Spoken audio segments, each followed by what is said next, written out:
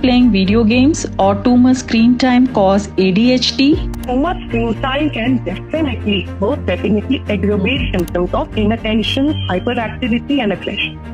Both in children and adults, without a doubt. Outdoor play is recommended. Board games are recommended. Some board games, card games, draw games, chit chat, so that this can be reduced. How do the lifestyle factors like sleep or diet or exercise play a role in managing the ADHD symptoms? Excessive consumption of sugar, candies, chocolate, excessive consumption of preservative food can lead to increased symptoms of ADHD. More nutritious, well-balanced diet definitely helps in managing the symptoms better. So ensuring that there is a good sleep cycle which is more or less tuned with the circadian rhythm helps in managing the symptoms better. Exercise is a must. What advice you would like to give to the teachers? Making the child sit in the front of the class, asking the teachers to involve such children in activities, erase the blackboard, fetch the notebook, go, distribute these papers. Symptoms that are most underrated in ADHD. Academic difficulties are often overlooked as lack of will, lack of effort, not as a part of the symptom profile.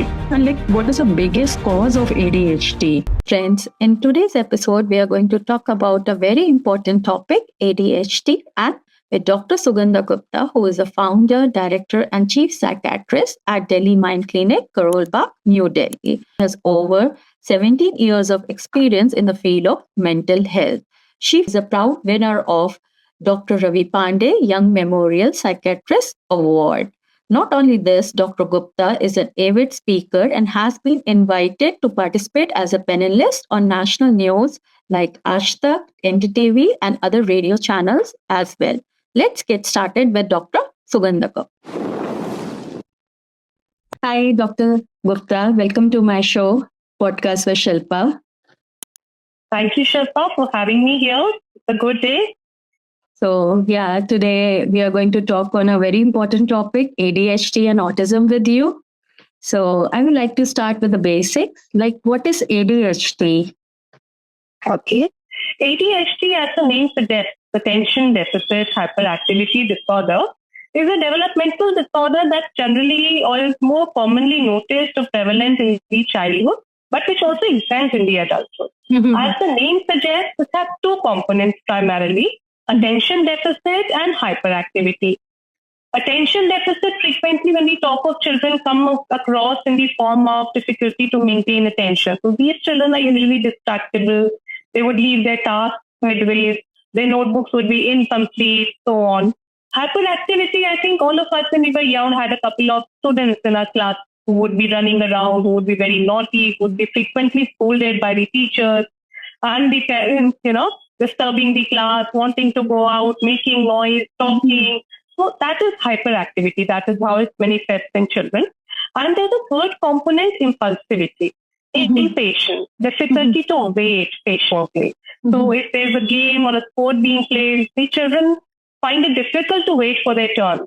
They find it difficult to, not blurt out an answer in a class and the teacher's asking students to read turn-wise. So it's a disorder which is characterized by these three main components, but there are different presentations in different individuals. No single case, no single child is alike. There is somebody who would be more hyperactive, there would be another who would be more impulsive. But all in all, ADHD is a disorder which leads to a lot of strictness, misdiagnosis with the children. These children are always considered to be naughty or lazy or not wanting to do something and have to bear the brunt of a lot of stigmatization and anger, both from the parents and teachers. So basically, that is how I would describe ADHD. If I am a parent with a child having an ADHD, so how can I look for the symptoms in that child? What are the symptoms that I look in that child? I think a couple of the things I have already explained. One of the common questions that I ask the parents when they come to me is, if compared to your other children, or if compared to yourself when you were young, do you find your child to be a little different? Do you find to be him or her to be a create the more hyperactivity. Lots of energy. Doesn't he want to sit there? Even if he's watching TV, he's jumping up and down. He's finding difficulty to finish his meal, frequently taking breaks. So there are a couple of clinical questions that are generally asked the parents to observe in their children to help distinguish. Fortunately, these days the awareness for ADHD is rising. By the community awareness, there are various psychiatrists and psychologists who reach out to these schools. In India, there is a government mandation that every school should have a school counselor or a psychologist who are able to, judge these cases a little earlier and bring them to the notice of the parents so that they can seek appropriate intervention. Right. And like, how does it impacts one life and daily routine? Okay. Let's talk of this in two parameters. Let's talk first of the children. Like I said, children face a lot of difficulty academically, socially, even in their relationship. So academically, frequently their tasks are incomplete, their notebooks are incomplete, they are unable to, write down everything that the teacher is dictating. They lag behind because they cannot maintain their attention. Because of impulsivity, they frequently end up fighting with their peers or being scolded by their parents. They are, they get the label of being naughty in the class, but do no good a child kind of a thing. And hyperactivity also causes a lot of distress to the teacher and other students, both in class and the house also. They are very liable to get hurt because they're so full of energy. They're always running, jumping around, sliding under a table, climbing over a chair. So they're more likely to get hurt. They're not able to judge the amount of danger that they put themselves in. They put themselves in a lot of danger, which can really hurt them. Many a time, such children, when they accompany their parents to a supermarket, are liable to, run away in the aisles, leave the hands of their parents while they're crossing the road. That can be very dangerous. Yeah, that could be really dangerous, crossing the road without the help of the parent. Absolutely. They're very forgetful, careless, so they frequently lose pencils or pens or sharpeners, so they're scolded by the parents. So lifestyle is affected in many, many ways. The other way we should look at it is also how does it affect in the adults? Okay.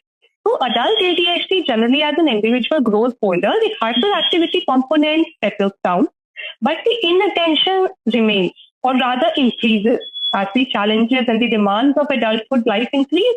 So does the difficulty with respect to inattention. So these people are not very hyperactivity, but they're fidgety. They're performing, they're restless, they're tapping on the table, they're banging their knees. So that kind of restlessness. And inattentive, yes. So frequently they would zone out in meetings, in an exam, in an viva. They find it very difficult to keep up with task submissions, completions.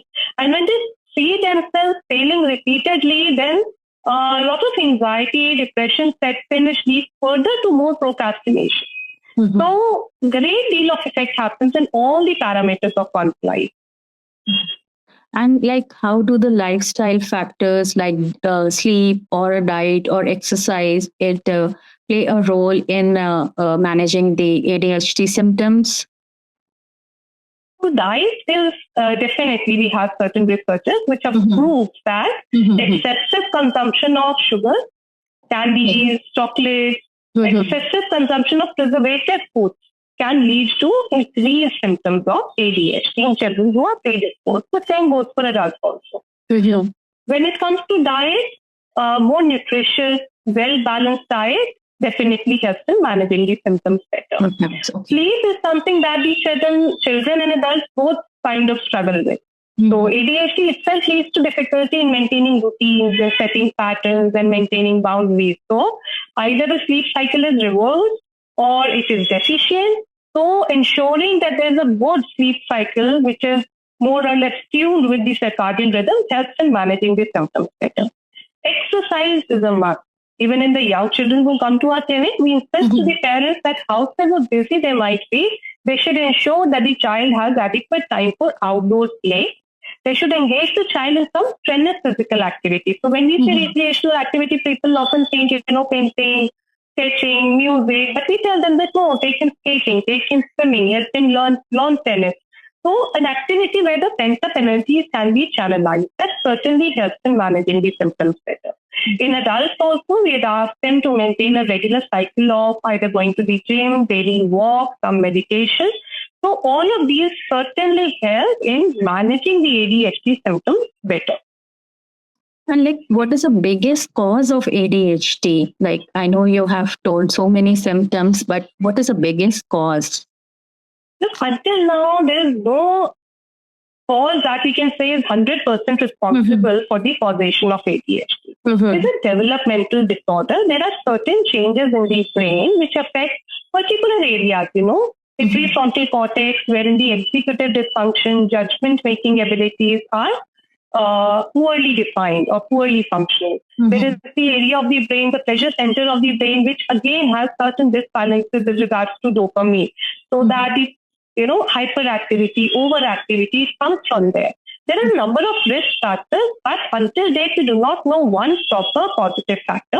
Genetics plays a role. If either one of the parents or a close family member or a sibling has been diagnosed with ADHD, there is a higher likelihood of another person in the family with that. There are environmental factors also, like we talked about, the dietary practices, the lifestyles. They could also lead to an increase or aggravation of symptoms of ADHD. Okay. And is ADHD like linked to depression? All right. Like I was explaining a few moments back, individuals with ADHD, because of the struggles they have to go through to explain themselves and to keep up with the daily demands of life, may end up having secondary depression. All right. So depression is not a cause of ADHD or may not always be an outcome of ADHD, but the two are closely linked together. And yes, depression can aggravate ADHD symptoms, and the presence of ADHD itself can also aggravate depressive symptoms. So it's a bi-directional relationship. Okay. So it's like the two-way around, maybe ADHD with depression or depression with ADHD. Okay. And like, how do you determine, like, as a doctor, that the patient has ADHD or some other condition? Okay. Attention deficit hyperactivity disorder or ADHD is primarily a clinical diagnosis. So it involves comprehensive assessment, a detailed history taking from multiple sources, observing the child in different circumstances like the clinic, like in his play space, his school, his home, taking a detailed history from his parents, from his teachers. So there is a lot of data collection that happens in multiple dimensions. We have certain structured questionnaires which have been settled in after years of research and are applicable for diagnosis of ADHD worldwide. So those are applied, and they also have a component that has to be filled in by the teacher, one that has to be filled in by the parent, one that has to be, answered by the child, and there is one that has to be noted down by the observer. So this is to ensure that there is no misdiagnosis or, we don't unnecessarily label the child. Suppose a child finds himself to be more active in his household environment, but he's very quiet and placid in the school, classroom, or in a social setting, then that also is taken into account. So, and alongside, we also rule out other comorbid illnesses which could account for ADHD-like symptoms. For example, anxiety disorders in children are very common, which are misdiagnosed. There could be certain mood disorders in children which could be misdiagnosed with ADHD. Sometimes children with autism also may be misdiagnosed with ADHD. We'll talk about it sometime later. And when we talk to adults, definitely depression, anxiety, substance use, increased use of cannabis, alcohol may also complicate the symptoms, and they may appear to be that of ADHD. So we try and rule out other psychological causes, and then only we reach to a diagnosis of ADHD. And do you feel like after COVID-19 pandemic that ADHD has increased a lot, because like you said, it's bidirectional, it's related to depression. So it's like, do you have seen cases increase in ADHD? Right. So Shifa, without a doubt, post-COVID, I would say there's been a flood of people, young people, adolescents and young adults, I would particularly say, who have reached out to mental health professionals with a self-diagnosis of ADHD. Okay. Now, it's very difficult to say whether the numbers have actually increased or it has increased awareness, but certainly certain things have changed. One of the reasons, and when these adults are diagnosed, almost 50% of them do come out to have ADHD. One of the reasons that would be accountable rather than to saying depression would be the fact that post-COVID, the lifestyles have changed. The physical exercise, activity, the social outlets have all become null and void. Right. Work has shifted more to the online medium, which has meant longer working hours, which has meant no time setting, limit setting. So if you had a workplace from 9 to 5, you had a workplace from 9 to 5. Now it starts at 9, and because you're working from home, there's no end to it. There are people who tell us that, 12 in the night, 1 in the night, they're getting emails, they're on calls, and there is no boundary that is set. So the demands have increased. Excessive use of screen time is something else that has increased to symptoms of inattention and restlessness. Correct? So I think it is the changes in lifestyle, it is the changes in demand, it is the excessive use of screen that has led to an increase in symptoms suggestive of ADHD, and they need to be taken care of. Many of such people who come to us, we have advised that you change your lifestyle. Less of screen time, ensure good sleep-wake cycle, ensure that you exercise regularly, set your time strictly for work, effort for your needs, and it has helped many of them. So without going on medication and behavioral therapy, certain lifestyle changes have helped reduce it. Signifies that the most of them do not have syndrome ADHD, but ADHD-like symptoms which are complicated or aggravated by changes in their routine and lifestyle. Okay. And how do you approach for a treatment for the patients who are coming in your clinic for ADHD? Right. So like I said, ADHD is a developmental disorder, right? It generally starts in childhood, peaks there, and then gradually as one grows adulthood, the symptom profile changes or it gradually declines. As per the guidelines, earlier than 4 years of age, we do not medicate a child of ADHD. Which is to say, because diversity is a part of our life. No two children are alike. Even in one family, there are 3 children, let's say. The eldest one may be very calm and complicit and submissive. The youngest may be full of energy. That comparison only may not make him a patient of ADHD and does not mean that we have to medicate him. So we give a particular age, we give a particular time before a child can actually be labeled and medicated for symptoms of ADHD. Right? Now, if you would notice, Shilpa, when we were young, we started school post 3 years of age, 3.5, 4 to 4. What's the first time that we would go to school? We start school from nursery. These days, 1.5-year-old children, 4 to 2 years children are being put into play groups and sub-schools.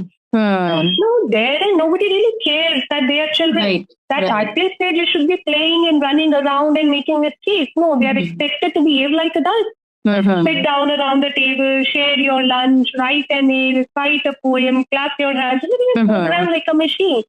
So, and if therein a child is unable to follow instructions or is unwilling to, it cannot be labeled as ADHD. So, diversity has to be kept into mind, the demands, the lifestyles have to be kept into mind. All that is taken into consideration when children come to us for a diagnosis or treatment of ADHD. After all the evaluation is done, there are 2 ways to help such children. But the first and foremost thing that is done is family psychoeducation. Okay. The families, the parents, the caregivers are involved in the treatment program. There helps to understand that the child is not just naughty or lazy or a mischief monger, that he has a disorder per se because of certain neurochemical or hardwiring that has been altered in the brain, and he's actually struggling himself. So he needs empathy, understanding, and will require some effort at your end to make this work. But do not label or consider him as a mischief maker. Psychoeducating the family members is the first step. Then, depending upon the severity of the symptom, we have 2 methods. One would be medication. There are specific medications that are FDA-approved that we use for such children, regulated closely by frequent follow-ups, monitoring for birth effects, the symptom profile, and everything else. The second method is certain therapies. Behavior therapies like contingency management, reward setting, role play, and other things which help manage and tackle the symptoms better. When a child comes to us, we also give certain documents of recommendations for the class teachers and other teachers as well. When, simple suggestions are sent across, for example, making this child sit in the front of the class rather at the back. So he's right in the center of things. He's more involved. Helping such a child by giving him certain breaks in between classes rather than expecting to sit, कि 8 o'clock से 2 बजे तक बच्चा बैठा ही है. Give him a break after every period. Let him go out to drink water. Asking the teachers to involve such children in activities, erase the blackboard, fetch the notebook, go distribute these papers. So keeping this child active and engaged also helps solve their ADHD symptoms. Mhm. And also, obviously, psychoeducating the teachers that this is again a disorder and the child should be dealt with compassion, care, and not be sidelined, ostracized, or marginalized. So these are broadly how we take care of the children at our center. Uh-huh. And I have collected several statements through research for ADHD. So I will like to know about them with you. Like playing video games or too much screen time cause ADHD? Too much screen time can most definitely aggravate symptoms of inattention, hyperactivity, and aggression, Mm-hmm. both in children and adults. Adults. So Okay. it may not be the cause, but it can certainly aggravate symptoms of ADHD per se or symptoms pretending to be those of ADHD. Mhm. So a balance has to be maintained without a doubt. Outdoor play is recommended. Board games are recommended. Nowadays, if you see, the children would play chess online. They will Yeah, play right. Ludo online. Mhm, They are mhm. playing cards online. Right. So it's very difficult. Now, I think it is because of the family structure being changed from a joint family to nuclear family, the number of children in a family coming down to a single child, that they also had lesser outlets. But the world has changed and it's certainly aggravated the problems also. So we advise the parents to take out 1 hour in the day, pre-dinner or after dinner, wherein they all sit down as a family, play some board games, card games, draw Mhm. games, chit-chat, so that this can be reduced. Yes. And I think in COVID, that playing online games has increased a lot. Even like I was also playing games online during the COVID time. Sure. So, and We have the children who come to us, and sorry to interrupt, we Mhm. do advise certain times to play games, but we tell them which ones to play. There are certain games which improve your concentration, retention, memory, improve your reflexes. So those are certain games that we both advise them, but we set a timeline. With this many minutes every day, this is how we go about it. So I think excess of everything is bad, Shilpa. Everything done in moderation can be used beneficially. Uh-huh. And ADHD only affects children. No, I think we talked a bit about it earlier as well. Mhm. ADHD gradually changes its colors as it grows up, as an individual grows up, but it is very much there.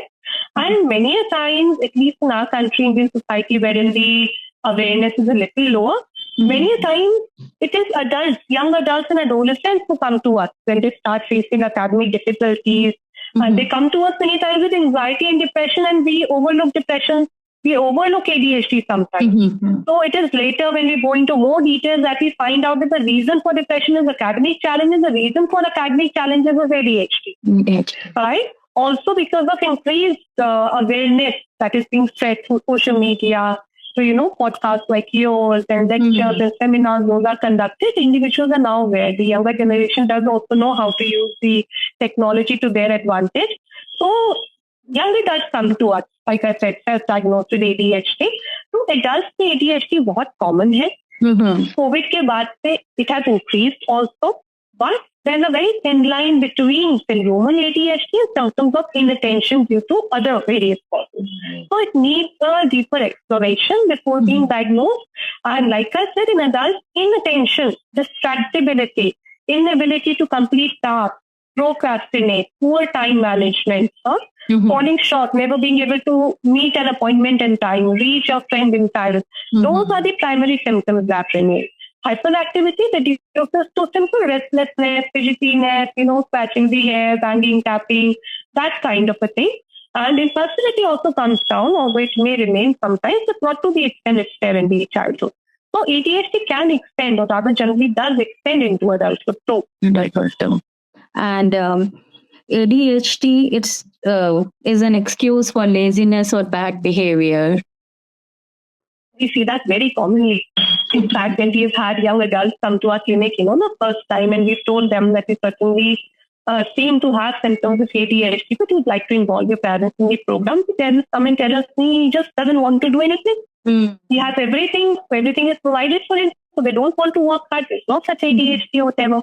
So yes, these children are labeled as mischief mongers, as naughty children, as lazy children, good to do nothing, because despite how hard they try, they were unable to meet up with the demands and challenges. So that is not the case. These children, these adults try very hard, probably even harder than individuals who do not have ADHD, and they deserve understanding and compassion. And like medication is a quick fix for ADHD. Is it right? I wouldn't say so, because ADHD is a disorder that stays with you, correct? As per the needs, as per the demands from your life, from your routine. But ADHD medications are helpful, but they're not a cure. They're not a quick fix, The medication helps. The day that you take the medication, you'll be more focused, you will be more alert, you will be more productive, you will procrastinate less, you will be more in control of your personal actions. But if you miss the medication a day or two, you tend to lose out.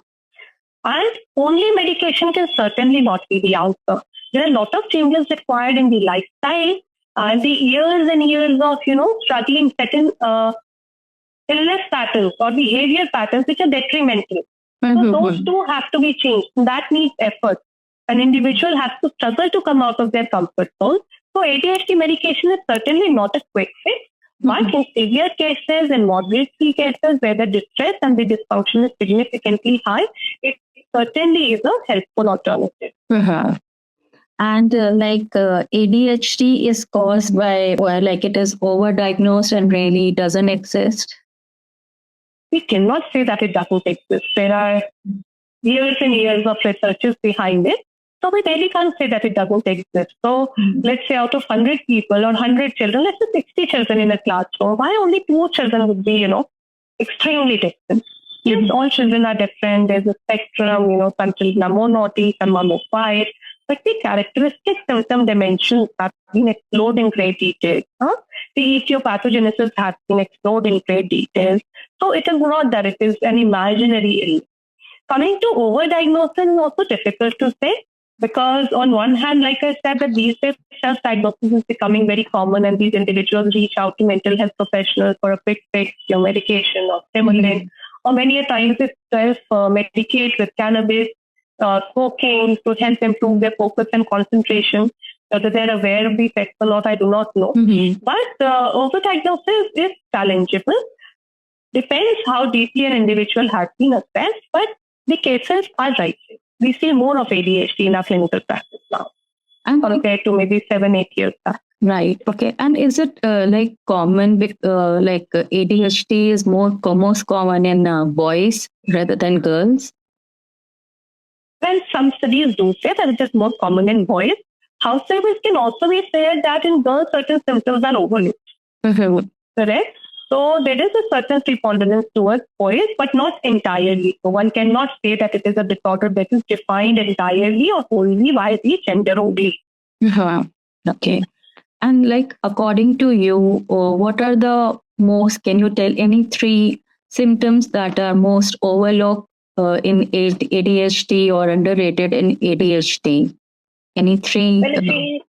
If we were to talk about this, so again, if we talk about children, then academic difficulties are often overlooked as lack of will, lack of effort, right? Not as a part of the symptom profile. Hyperactivity is often overlooked as, he is naughty. So, and because ADHD has to be treated by a psychiatrist or a mental health professional, the stigma itself kind of makes parents a little wary of the diagnosis, and they tend to find their reasons or rationalizations for such things. So if a child is overactive and he's naughty, if he's not completed his work, he doesn't want to, he has no interest in studies, I think those are the symptoms that are frequently overlooked. You were also asking a couple of minutes back about, the gender differences in ADHD. One important point that I'd like to bring to everybody's attention is that the symptom profile is different in ADHD in boys versus girls. Boys are mostly very hyperactive. Right. Whereas girls have more of inattention difficulties. So that is why also probably the girls are not picked up that early as far as Boy diagnosis is concerned. So that is why also the skewed ratio could be a cause. And as a psychiatrist, what advice you would like to give to the teachers for the children who are having ADHD, and how can teachers or parents can help them in that? Right.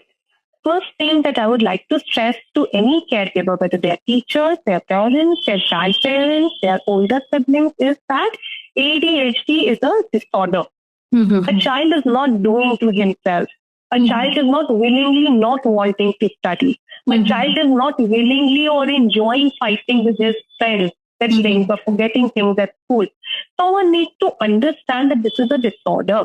This is an illness which a child himself is struggling with. So he needs all the care, the compassion, understanding, and most importantly, patience to help him or her deal with such things. Teachers are generally asked to or conveyed to be more compassionate, involve the child, not let him be the butt of jokes or give him names or ridicule him in front of the classroom. He is the most naughty child in my class. He is the most lazy child in my class. That is not what we would recommend.